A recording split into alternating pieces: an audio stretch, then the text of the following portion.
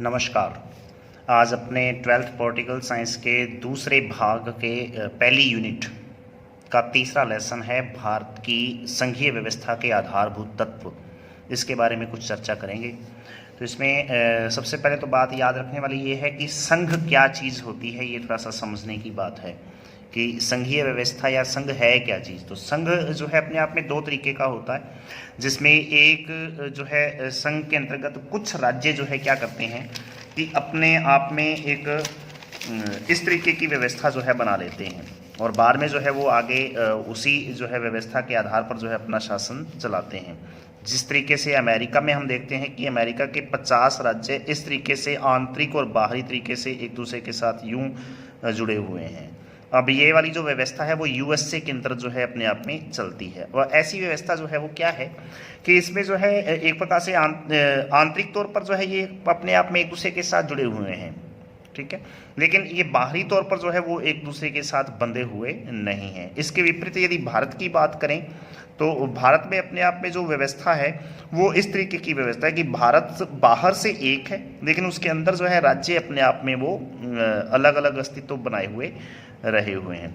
अब यहाँ बात यह है कि यहाँ पर हर एक राज्य, जैसे जम्मू कश्मीर, पंजाब, हरियाणा, उत्तर प्रदेश, राजस्थान, जितने भी जो राज्य हैं वर्तमान में 28 राज्य और 8 केंद्र शासित प्रदेश हो गए हैं। 9 थे, दमन दीव, नागर, दादर नगर हवेली अपने आप में एक हो गया, तो अब 8 जो है एक प्रकार से केंद्र शासित प्रदेश और 28 राज्य जो है भारत के, वो क्या है कि इस तरीके का शासन व्यवस्था को अपना रहे हैं, जिसमें ये है कि केंद्र शासित प्रदेश और जितने भी जो राज्य हैं वो अपने आप में आंतरिक तौर पे अपनी सरकार स्वतंत्र तौर पे चला रहे हैं, लेकिन यदि बाहरी तौर पर देखा जाए तो वो अपने आप में एक स्वतंत्र जो है व्यवस्था के अंतर्गत केंद्र सरकार के अंतर्गत जो है वो कार्य कर रहे हैं, केंद्र सरकार के संघीय शासन व्यवस्था के अधीन कार्य कर रहे हैं। तो भारत में इस तरीके की व्यवस्था चल रही है, जबकि अमेरिका में ये व्यवस्था है जिसमें वहाँ की एक अलग सरकार है, लेकिन उस सरकार की भी तब तक जो है एक प्रकार से जिम्मेदारी है जब तक वो अपने आप में संघीय व्यवस्था के अंतर्गत आ रहा है। लेकिन जैसे ही राज्य की बात आती है तो वहाँ पर दोहरी नागरिकता होने की वजह से, दोहरा शासन होने की वजह से ये वाली व्यवस्था जो है वो बनाई गई है। तो दो तरीके की शासन व्यवस्था है। इसको जो है राज्यों का संघ के नाम से जानते हैं। ये राज्यों का संघ है और ये जो है संघ राज्य है, यानी ये जो है संघों का राज्य या संघ राज्य जो है के नाम से जो है इसको जाना जाता है। अब ये संघों का राज्य और ये राज्यों का संघ, तो भारत में राज्यों का संघ जो है वो अपने आप में एक व्यवस्था जो है वो अपनाई गई है। अब ये तो है संघीय व्यवस्था है क्या चीज़। अब इसके कुछ आधारभूत तत्वों का मतलब यहाँ पर ये है कि किस तरीके से भारत में यह व्यवस्था चल रही है, इसकी क्या महत्वपूर्ण लक्षण हैं, क्या महत्वपूर्ण विशेषता है कि भारत में जो एक प्रकार से व्यवस्था संघीय व्यवस्था हो जाए। और ये कनाडा के संविधान से वैसे ली गई ये संघीय व्यवस्था, और ये वास्तव में कि संघ जो है बने हुए हैं और संघीय व्यवस्था भारत में चल रही है। ऐसी क्या चीज़ें हैं, कौन कौन सी विशेषताएं हैं जो भारत में संघीय व्यवस्था को दर्शाती हैं, उनके बारे में जो है लेसन अपने जो है आगे जो है अब पढ़ते हैं। इसमें एक तो ये याद रखना है कि जैसे लिखा है कि पहली प्रक्रिया जो है सबसे प्रमुख रूप से अमेरिका में चल रही है, जैसे हमने देखा है राज्यों संघ राज्य की, और दूसरी जो है यदि बात करें तो वो भारत में अपने आप में चल रही है। वर्तमान में अमेरिका, ऑस्ट्रेलिया, स्विट्जरलैंड, रूस, कनाडा तथा भारत जैसे बहुत सारे देश हैं जो सफल संघीय देश माने जा रहे हैं। ये अपने आप में आज हम देख रहे हैं। भारत में संविधान के तहत संघीय शासन व्यवस्था की स्थापना की गई है। यद्यपि संघवाद के स्थान पर भारत में क्या मत अपनाया गया, बात की अभी, राज्यों का संघ जो है शब्द का प्रयोग किया गया। ये बहुत महत्वपूर्ण बात है, राज्यों का संघ जो है भारत में अपने आप में स्थापित किया गया है। फिर है कि संविधान लागू होने पर जो है एक ही समय जब भारत का संविधान लागू हुआ था 1950 में 26 जनवरी वाले दिन, तो एक केंद्रीय सत्ता और 14 राज्य या प्रांतों की सत्ता जो है वो स्थापित करने या और जो है संघीय ढांचे को मूर्त रूप जो है दिया गया था। उस समय 14 राज्य थे, बाद में बढ़ जो चुके हैं। वर्तमान में भारत में 28 राज्य हैं, ये 29 राज्य लिखे थे, क्योंकि 6 अगस्त 2019 को हमने देखा कि जम्मू कश्मीर में से जो है 370 की जो का अनुच्छेद जो था उसको निष्क्रिय कर दिया गया और उसको जो है 2 भागों में बांटकर लद्दाख और जम्मू कश्मीर 2 अलग केंद्र शासित प्रदेश बना दिए गए थे। तो केंद्र शासित प्रदेशों की संख्या 9 हो गई थी और राज्यों की संख्या जो है वो 28 रह गई थी। लेकिन अब उसके बाद में थोड़े टाइम बाद में क्या हुआ कि उसी अगस्त महीने में 2019 में कि दादर नगर हवेली और दमन दीव ये जो है अपने आप में एक केंद्र शासित प्रदेश के तौर पे जो है दोनों को इकट्ठा कर दिया, क्योंकि छोटे थे अपने आप में, उनका भौगोलिक क्षेत्र कम था, इसलिए दोनों को अपने आप में एक कर दिया गया। तो वापस जो है वो 9 की जगह जो है फिर कितने रह गए जी, 8 अब जो है केंद्र शासित प्रदेश हो गए। तो 28 राज्य 8 केंद्र शासित प्रदेश वर्तमान में जो है चल रहे हैं। लेकिन अपनी किताब के अनुसार यदि याद करें तो 29 राज्य और 7 केंद्र शासित प्रदेश यहाँ पर दे रखे हैं, और यहाँ पर जो है अपने आप में केंद्र द्वारा शासन का संचालन किया जा रहा है। अब यदि बात करें कि प्रमुख तत्व कौन कौन से हैं जो भारत की संघीय व्यवस्था को दर्शाते हैं, तो उसमें सबसे पहले बात आती है शासन शक्तियों का स्पष्ट विभाजन किया गया है। सीधी सी बात यह है, भारतीय संविधान का अनुच्छेद 246 हमें यह बताता है कि भारत में केंद्र और राज्य दो जो है अपने आप में जो शासन की शक्तियां हैं, या दो शासन की जो अपने आप में सरकारें हैं, उनके लिए जो है 2 संघ हैं, एक राज्यों का और एक संघ टोटल का। तो इन दोनों में जो है 3 प्रकार की जो है सूचियां बांटी गई हैं, संघ सूची, राज्य सूची और समवर्ती सूची। अब संघ सूची क्या है, उस पर कानून बनाने का अधिकार जो है वो केंद्र सरकार के पास होता है, अर्थात केंद्र की नहीं पूरे देश की जो सरकार है वो उस पर शासन जो है कानून बनाएगी। वर्तमान में जो है उसमें 99 विषय हो चुके हैं, यहाँ पे 97 लिखे हुए हैं, थोड़ा जो है आंकड़ा चेंज हुआ है क्योंकि किताब काफ़ी जो है कई साल पुरानी है, 2-3 साल पुरानी, इसलिए यहाँ पे 99 विषय हो चुके हैं। और अब जो है चलो अपने 97 किताब के अनुसार चलें तो भी 97 विषय जो है यहाँ पर दे रखे हैं, केंद्र जो है द्वारा जो है वो यहाँ पर कानून बनाए जाते हैं केंद्र सरकार द्वारा। राज्य सूची के जो विषय हैं उनकी संख्या यहाँ पे 66 दे रखी है, 66 दे रखी है, लेकिन ये कम हो चुकी है, 5 इसमें से कम हो गए हैं, और 61 विषय ऐसे हैं जो अपने वर्तमान में राज्य सूची के विषयों के अंतर्गत आते हैं, जिनके ऊपर केवल कानून बनाएगी तो राज्य की सरकार जो है, प्रांतों की जो सरकार है वो कानून बनाती है। उसके अलावा जो है बात आती है समवर्ती सूची, और जो कि ऑस्ट्रेलिया से अपने जो है ली गई है। तो ये समवर्ती सूची जो है उसमें 47 विषय पहले थे, 5 ईस्वी वाले जो है यहाँ पर आ गए हैं, तो यहाँ पर 52 विषय हो चुके हैं वर्तमान में। तो 52 विषय जो हैं वो अपने आप में समवर्ती सूची में हैं, जिनके ऊपर केंद्र और राज्य दोनों सरकारें कानून बनाती हैं। परंतु केंद्र और राज्य के बीच में यदि मतभेद पैदा हो जाता है तो फिर केंद्र के कानून जो है इसमें मान्य होते हैं, उनका जो है एक प्रकार से वर्चस्व दिखाई देता है। तो यहाँ स्पष्ट तौर पे हम कह सकते हैं कि संघ सूची पर ज्यादा विषय हैं, कानून बनाता है केंद्र। राज्य सूची पे जो है कम विषय हैं, केंद्र कानून बनाता है राज्य। लेकिन संविधान के अनुच्छेद 249 के तहत ये स्पष्ट तौर पे कहा गया है कि राज्यसभा राज्य सूची के किसी विषय को केंद्रीय महत्व का घोषित कर सकती है। इसका मतलब ये हुआ कि राज्य सूची के विषय पर भी यदि राज्यसभा राजी हो जाए तो फिर जो है और उस विषय को यदि केंद्रीय महत्व का घोषित कर दिया जाए तो केंद्र सरकार उस पर भी कानून बना सकती है। समवर्ती सूची पर दोनों सरकारें कानून बनाती हैं, लेकिन मतभेद होने पर यदि चलेगा किसका, केंद्र सरकार का। तो यहाँ दिखता है कि संघ जो है ज्यादा प्रभावी दिखाई देता है। उसके बारे में बात आती है निष्पक्ष और स्वतंत्र न्यायपालिका। निश्चित तौर पे है ये पूरे अपने आप में भारत में जो है निष्पक्ष और जो है अपने कहा से स्वतंत्र न्यायपालिका की जो है व्यवस्था की गई है, और ऐसा होना भी चाहिए। इसी से जो है विधि का शासन जो है वो स्थापित होता है। वास्तव में सही बात है, विधि का शासन स्थापित होता है, और केंद्र तथा राज्यों के बीच में जो विवाद हैं उन विवादों का संविधान के प्रावधानों के अनुरूप जो है समाधान हो सकता है।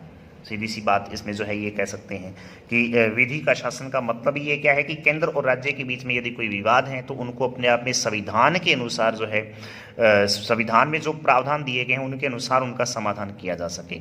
तो ऐसे बहुत सारे अवसर जो है आए हैं कि जब न्यायपालिका ने राज्यों के बीच और केंद्र तथा राज्यों के बीच संवैधानिक स्थिति को स्पष्ट करके संघीय ढांचे की रक्षा की है। ऐसा बहुत बार हुआ है कि राज्यों के और केंद्र के बीच में यदि कोई विवाद है, 2 राज्यों के बीच में आपस में विवाद है, तो उन विवादों का निपटारा अपने आप में केंद्र न्यायपालिका जो है अपने आप में सर्वोच्च न्यायालय जो है वो करता रहा है। तो अपने आप में ये भी एक प्रकार से स्वतंत्र और निष्पक्ष एकल नाग जो है एक प्रकार से न्यायपालिका की जो बात है, ठीक है, और वो जो है अपने आप में केंद्रीय सरकार की जो संघीय व्यवस्था है उसको मजबूत करता है। फिर संविधान की सर्वोच्चता देखी है। यहाँ वास्तव में ये है कि पूरे देश में जो है संविधान को अपने आप में सर्वोच्च माना है। केंद्र सरकार या राज्य सरकार को जो है उतना महत्व नहीं है जितना संविधान को महत्व है।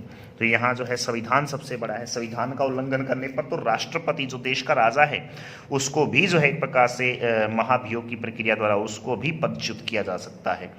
तो यहाँ एक बात लिखी है कि जम्मू कश्मीर को छोड़कर बाकी सारे जो है कानून बनाने का अधिकार जो है प्रकार से अपने आप में संविधान के अनुसार कानून बनाया जा सकता है। यहाँ अब ये लाइन जो है कट जाएगी, क्योंकि जम्मू कश्मीर अपने आप में अब वर्तमान में राज्य नहीं है, केंद्र शासित प्रदेश हो गया। तो ये राज्य की जो बात है यहाँ से जो है कट हो जाएगी।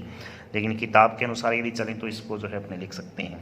एकल नागरिकता का प्रावधान किया गया है, पूरे देश की जो है एकल नागरिकता को ही यहाँ महत्व दिया गया है। दोहरी नागरिकता का प्रावधान जैसे अमेरिका और जो है स्विट्जरलैंड के कुछ कैंटन्स में अपने को देखने को मिलता है, वैसा जो है हमारे देश में नहीं है। इकहरी नागरिकता को अपनाया गया, ये बात अपने पहले भी पढ़ चुके हैं। केंद्रीय व्यवस्थापिका में राज्यों का सदन राज्यसभा होता है, ये वास्तव में है। केंद्रीय जो है व्यवस्थापिका की बात करें तो उसमें अपने संसद को अपने में केंद्रीय व्यवस्थापिका कहा जाता है। उसमें 2 सदन होते हैं, लोकसभा राज्यसभा। लोकसभा पूरे संघ का जो है अपने आप में प्रतिनिधित्व करता है, केंद्र का, और उसमें राज्यसभा जो है वो राज्यों का प्रतिनिधित्व करने वाला एक महत्वपूर्ण सदन माना जाता है।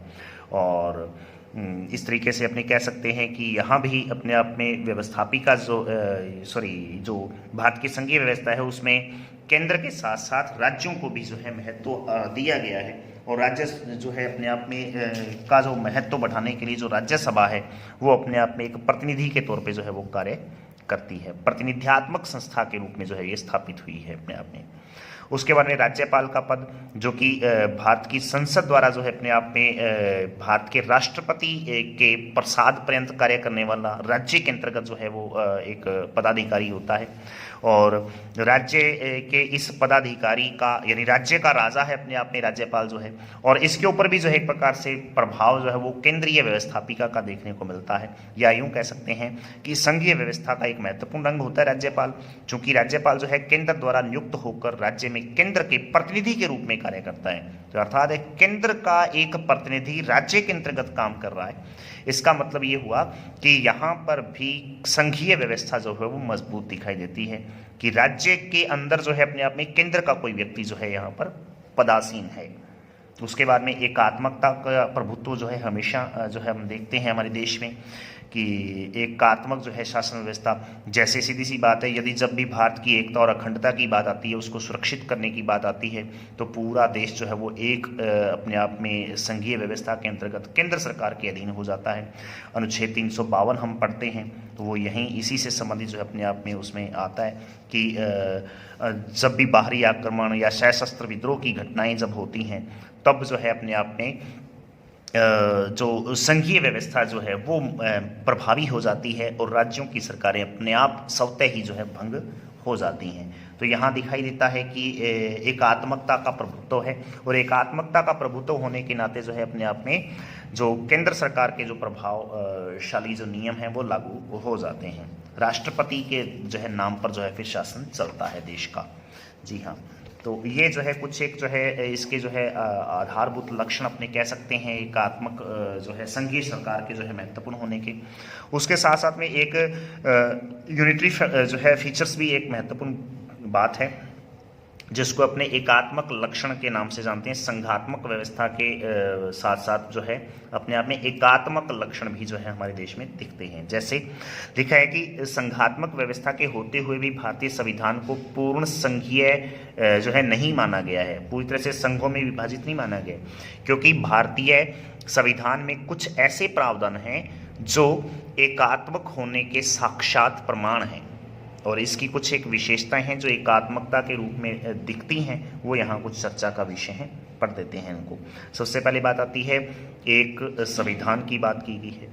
पूरे भारत का जो है एक ही संविधान है। यहाँ अपवाद लिखा हुआ है जम्मू कश्मीर, तो अब ये अपवाद नहीं रहा है तो आप इस लाइन को काट सकते हो। अब जम्मू कश्मीर जो है कोई अपवाद के रूप में नहीं है, सभी केंद्र शासित प्रदेश और सभी जो है एक प्रकार से राज्यों का अपने आप में एक ही संविधान है। कोई जो है विशेष संविधान जो है के अंतर्गत जो है किसी को कोई छूट नहीं है। अवशिष्ट शक्ति यदि देखा जाए तो भारतीय संविधान का अनुच्छेद 248 यहाँ दे रखा है, उसके अंतर्गत अवशिष्ट शक्तियाँ जो है जिस तरीके से हमने पढ़ा है संघ सूची, राज्य सूची और संवर्ती सूची। संघ सूची पर केंद्र सरकार, राज्य सूची पर राज्य सरकार, संवर्ती सूची पर दोनों सरकारें कानून बनाती हैं, और प्रभावी जो है अपने आप में सीधी सी बात है केंद्र है। ठीक उसी प्रकार से अवशिष्ट सूचियां जो हैं, अवशिष्ट सूची के ऊपर या शक्तियों के ऊपर कानून बनाने का अधिकार केवल और केवल किसके पास है जी?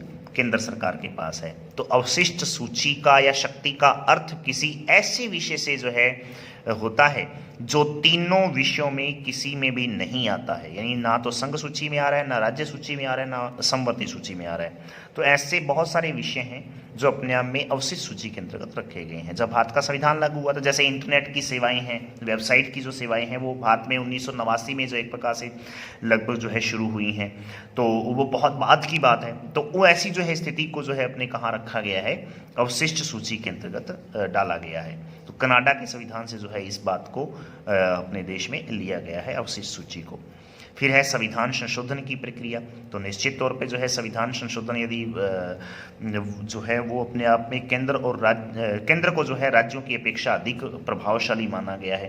हालांकि कुछ एक कंडीशन ऐसी हैं कि राज्यों की जो है अनुमति या उनका अनुमोदन आवश्यक होता है संविधान में संशोधन के लिए, लेकिन अधिकतर जो है हम देखते हैं कि संघीय व्यवस्था में केंद्र सरकार ही जो है संविधान में संशोधन कर देती है। ज़्यादातर मामलों में ऐसा होता है, बहुत कम मामले ऐसे हैं जहां पर एक प्रकार से संविधान में संशोधन के लिए राज्यों का अनुमोदन आवश्यक होता है, राज्यों को अपने आप में इसमें संविधान में संशोधन के लिए शामिल किया जाता है।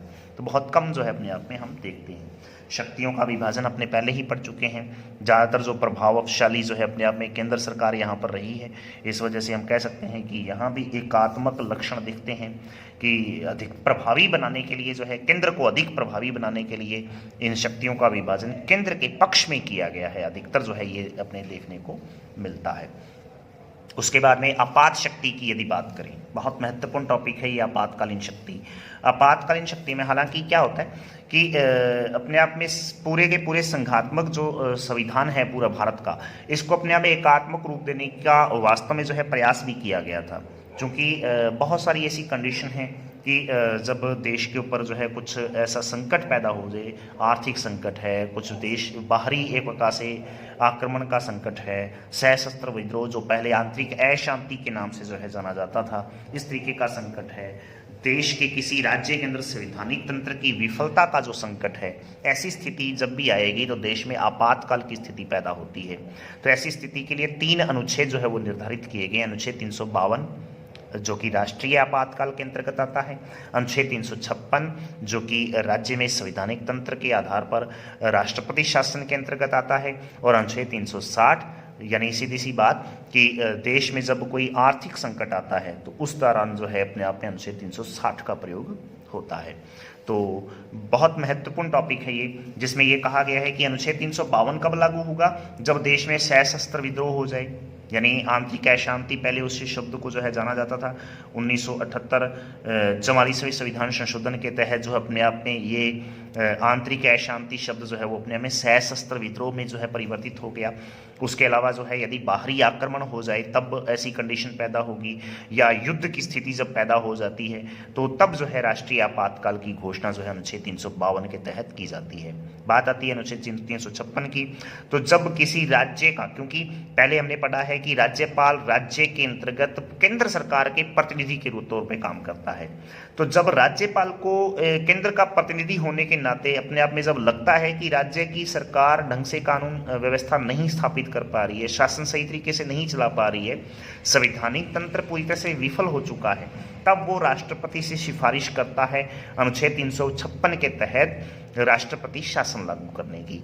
तो फिर जो है उसके आधार पर जो है 356 अर्थात राष्ट्रपति शासन लागू किया जाता है। फिर उस राज्य की सरकार जो है समाप्त हो जाती है और वहाँ पर केंद्र सरकार के जो नियम हैं वो चलते हैं, और राज्य सूची के विषय के ऊपर भी अनुच्छेद 356 के तहत केंद्र सरकार फिर जो है कानून बना सकती है। तो राज्य सूची के जो 61 विषय हमने देखे हैं, पहले 66 थे फिर 61 हो गए हैं, तो उन 61 विषयों पर जब 356 धारा लग जाएगी, अनुच्छेद 356 लग जाएगा, तो केंद्र सरकार कानून बनाना शुरू कर देगी उस पर। तो स्पष्ट तौर पे दिखता है कि केंद्र सरकार जो है यहाँ पर प्रभावी है। अनुच्छेद 360 अर्थात जब देश में जब आपातकाल के दौरान, या सीधी सी बात है कि देश के ऊपर कर्ज इतना बढ़ जाए कि अपने आप में वो देश का राष्ट्र जो है वो अपने आप में उस संपत्ति को जो है चुका नहीं पाए और वित्तीय स्थिति जो है प्रकार से काफ़ी गंभीर हो चुकी है, तब जो है वित्तीय संकट की घोषणा जो है राष्ट्रपति द्वारा की जाती है, या राष्ट्रपति द्वारा अनुच्छेद 360 के तहत जो है आर्थिक आपातकाल जिसको अपने बोल दें या वित्तीय आपातकाल जिसको अपने बोल सकते हैं वो लागू कर दिया जाता है। तो ये अपने आप में एक महत्वपूर्ण टॉपिक है जो अपने याद रखेंगे। एकल नागरिकता और ये सब चीज़ें जो है हम पहले पढ़ चुके हैं। उसके बाद में जो है बात आती है न्याय व्यवस्था भी जो है हम देख चुके हैं, अपने आप में केंद्र के पक्ष में जो है ज़्यादातर दिखाई देती है।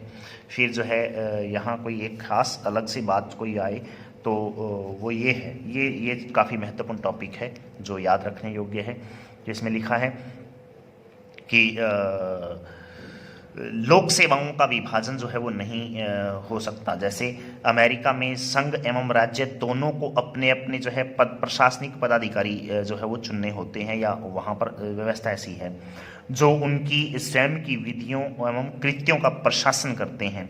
किंतु भारत में लोक सेवाओं के मध्य इस प्रकार का विभाजन नहीं होता है। अधिकांश लोक सेवकों का आयोजन राज्यों द्वारा ही किया जाता है, किंतु वे अपने अपने राज्यों पर भी जो है लागू होने वाली संघ और राज्य दोनों की या दोनों द्वारा निर्मित विधियों का के प्रशासन जो है वो करते हैं या उनकी प्रशासनिक व्यवस्था को चलाते हैं।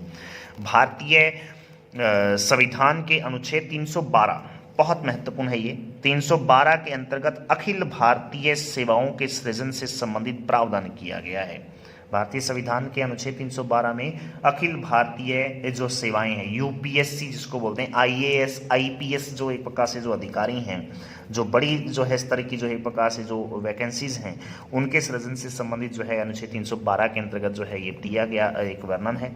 आगे है कि किंतु ये सेवाएं संघ और राज्य दोनों के लिए सामान्य हैं। संघ द्वारा जो है नियुक्त भारतीय प्रशासनिक सेवा यानी Indian administrative service IAS IPS जो अधिकारी हैं, सेवा के सदस्य या तो संघ के किसी विभाग जैसे गृह विभाग या प्रतिरक्षा विभाग के अधीन जो है नियोजित किए जा सकते हैं, अथवा किसी राज्य सरकार के अधीन उनको जो है नियोजित या उनको जो है प्रकार से नियुक्त किया जा सकता है। लोक सेवाओं या लोक सेवकों की जो है सेवाएं अंतरणीय अपने आप में होती हैं। इसका मतलब ये लिखा है कि संघ के अधीन नियोजित किए जाने पर भी वे प्रश्नगत विषय पर लागू होने वाली संघ एवं राज्य दोनों द्वारा निर्मित विधियों का प्रशासन करते हैं। जी हाँ, तो ये एक प्रकार से दिखता है कि एकात्मक शासन जो है वो अपने आप में हमारे देश की एक प्रकार से संघीय शासन व्यवस्था में देखने को मिलता है, जिसमें ये है कि संघ सरकार या संघीय व्यवस्था होने के साथ साथ जो है अपने आप में देश का जो शासन है वो एकात्मक लक्षण लिए हुए है, जिसमें यह दिखाई देता है कि देश का शासन जो है वो अपने आप में एकल शासन व्यवस्था के अंतर्गत जो है वो कार्य करता है। तो दोहरे और एकल दोनों की जो है व्यवस्था अपने आप में देश में देखने को मिलती है। संघीय व्यवस्था भी और एकल जो है एकीकृत या एकल जो है अपने आप में शासन व्यवस्था, दोनों के जो है लक्षण हमारे देश की जो है शासन व्यवस्था में जो है हमें देखने को प्राप्त होते हैं। तो इस तरीके से ये काफ़ी महत्वपूर्ण लेसन है। अब इसमें जो है कुछ एक क्वेश्चन है जो आपको यहाँ करने हैं, और उन क्वेश्चनों को जो है मैं फटाफट यहाँ पे रिपीट कर देता हूँ। आप जो है इनको थोड़ा सा अलग से याद कर लेंगे। तो कक्षा 12 की राजनीति विज्ञान का जो दूसरे भाग के पहली यूनिट पूरा मैं लिख देता हूँ। खंड 2 है, खंड 2 के यूनिट यानी जो इकाई है वो अपने आप में पहली यूनिट या पहली इकाई का तीसरा लेसन है, जिसमें लिखा है भारत की संघीय व्यवस्था के आधारभूत तत्व। इसमें जो है पहला प्रश्न ये है, शासन की शक्तियों का विभाजन कौन सी अनुसूची और कौन से अनुच्छेद में दिया गया है, ये आपको बताना है। उसके अलावा जो है प्रश्न है केंद्रीय व्यवस्थापिका, जिसमें संसद अपने जिसको बोलते हैं, उसमें राज्यों का सदन कौन सा है वो आपको नाम बताना है उसका। उसके बाद में अवशिष्ट सूची का प्रावधान किस जो है अनुच्छेद में वर्णित है। अवशिष्ट सूची जो है वो कौन से जो है अनुच्छेद में वर्णित है और किस देश के संविधान से जो है अपने आप में इसको लिया गया है। फिर बात आती है अनुच्छेद 352 के तहत राष्ट्रपति द्वारा किस वजह से राष्ट्रीय आपातकाल लगाया जाता है। 352 के तहत ऐसी कौन सी परिस्थितियां हैं कि राष्ट्रपति द्वारा राष्ट्रपति शासन जो है इसको अपन राष्ट्रीय आपातकाल जिसको बोलते हैं, राष्ट्रपति शासन ही सॉरी, राष्ट्रपति द्वारा किस वजह से राष्ट्रीय आपातकाल जो है वो लगाया जाता है। पूरे देश में जो है प्रकाशी इमरजेंसी लगाई जाती है 352 के तहत, ये आपको बताना है कौन सी ऐसी कंडीशन है। फिर है किस अनुच्छेद के अंतर्गत अखिल भारतीय सेवाओं का सृजन किया गया है। कौन सा ऐसा अनुच्छेद है जो बताता है कि अखिल भारतीय सेवाएं, यूपीएससी की जो सेवाएं हैं वो अपने आप में भारत सरकार द्वारा या केंद्र द्वारा जो है अपने आप में जारी की जाती हैं। फिर है संघीय व्यवस्था की जो है कुछ विशेषताएं जो भी हमने पढ़ी हैं, क्या क्या विशेषताएं हैं संघीय व्यवस्था की, तो उन विशेषताओं पर जो है व्याख्यात्मक जो है अपने आप में लेख लिखना है। पॉइंट बना बना के जो है आप उसको जो है अपने आप में एक थ्योरी जो है टाइप एक लेख जो है उस पर लिखना है। तो इस तरीके से ये टोटल 6 प्रश्न हैं, आप इन 6 प्रश्नों को लिखें, काफ़ी इंपॉर्टेंट हैं। इसमें से कुछ एक जो है कंपटीशन के लिहाज से भी कुछ 2-4 महत्वपूर्ण प्रश्न हैं, और बाकी जो है आपकी 12th पॉलिटिकल साइंस के अंतर्गत जो है अपने आप में संघीय व्यवस्था की विशेषताएं, ये काफ़ी महत्वपूर्ण प्रश्न है। अर्धवार्षिक और वार्षिक परीक्षाओं में इस तरीके के प्रश्न जो है वो लगातार पूछे जाते हैं। तो आज के लिए इतना ही, धन्यवाद, जय हिंद, जय भारत।